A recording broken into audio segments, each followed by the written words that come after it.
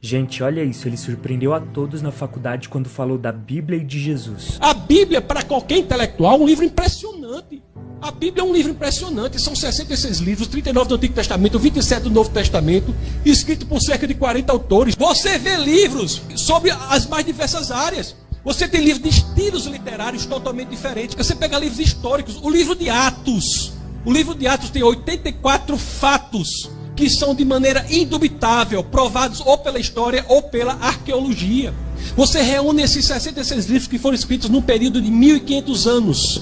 1500 anos, em lugares totalmente diferentes. Os livros de Moisés escritos em desertos, alguns livros escritos em prisão, alguns livros de Paulo. João escreveu o último dos livros, Apocalipse, na ilha de Patmos. Você olha para tudo isso e você não encontra uma só dificuldade que não tem uma solução razoável. Não há contradição real na Bíblia. A pessoa vai escrever um livro só. Eu vou escrever um livro mesmo. Eu tenho que revisar 1000 vezes, que eu acho às vezes problema. Eu sozinho pensando dia e noite, a banda fica pensando, ai meu Deus, eu acho contradição. O que eu vou falar de 40 autores escrevendo 66 livros num período de 15 séculos e você analisa, não há uma solução? Você olha para a pessoa de Jesus Cristo. Outra coisa que eu me impressionei sobre o cristianismo é a única religião do mundo que é investigável. Investigável. O que Paulo diz na 1 Coríntios capítulo 15, verso 14 é uma coisa impressionante.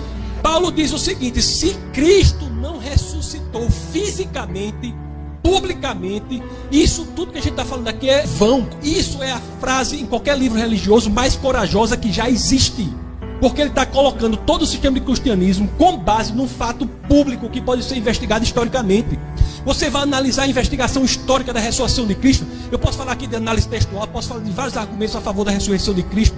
Inclusive até Gary Habermas, que dedicou a sua vida ao estudo das provas históricas da ressurreição de Cristo. Mas só para falar rapidamente, para terminar, que o rapaz ali fica levantando papel, mas ainda não chegou não. Ei, segura esse menino aí, segura esse menino. Só para falar rapidamente. Só para falar aqui, não. Segura aí. Não. Mas vamos, segura aí. Isso é rápido. Um minuto. Mas só vou falar só isso para você falar que a gente aqui não está lidando com a ficção. A gente não está lidando com a brincadeira. Você olha que a ressurreição de Cristo é uma coisa impressionante, tem várias provas. Uma delas, eu estava até conversando com alguém aqui, não sei se era o almoço, estava conversando a mudança de testemunho dos apóstolos. Você olha que quando Jesus morre, quem eram os apóstolos?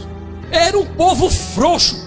O povo frouxo, povo covarde. Quando Jesus morre, o que acontece? Pedro volta a pescar, tudo acaba, ninguém fala, aquele povo tudo frouxo.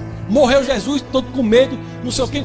A experiência do Cristo ressuscitado, resurrecto, juntamente com o que acontece em Atos 2, você pega essa experiência, muda radicalmente a vida dessas pessoas. Como é que pessoas tão covardes, tão temerosas, se tornam pessoas tão corajosas, que se deixam torturar, perseguir, torturar e morrer sem negar o fato histórico da ressurreição de Cristo.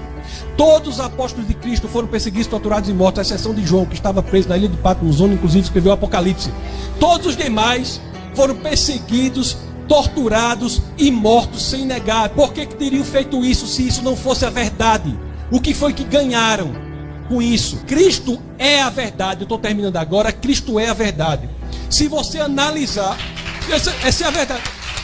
Se você analisar as duas palavras que a filosofia grega mais se debruçavam sobre, e a filosofia grega é algo importante, professor, porque qualquer outra filosofia que é feita da filosofia grega até agora não passa de notas de rodapé a filosofia grega.